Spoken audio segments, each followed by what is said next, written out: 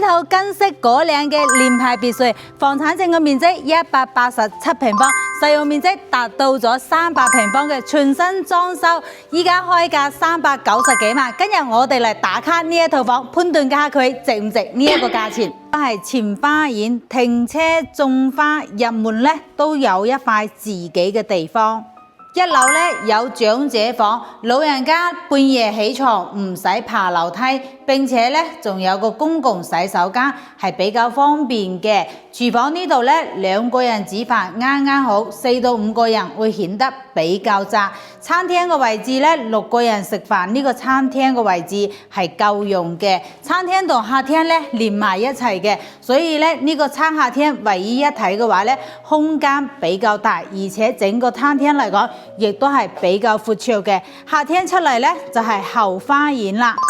前花園停車，後花園過日子，燒烤、飲茶，細路仔喺呢度跑咧，通通都係夠用嘅呢一個大花園。呢度係負1樓娛樂廳嘅空間，睇電影、打麻雀、K 歌都係得嘅。仲有一個車庫，直接咧可以將車咧停返嚟，唔使風吹雨打。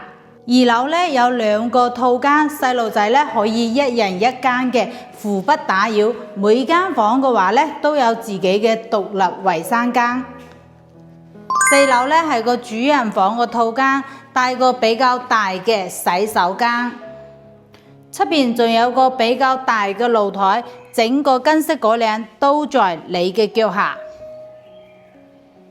房產證嘅面積187平方，實用面積達到咗300平方嘅，裝修咗100萬，全新裝修未住過嘅，開價390幾萬，確實咧係唔便宜嘅，但係價錢可以傾嘅。如果你覺得呢套房值幾錢嘅話，評論區同我講，我嚟幫你傾價錢。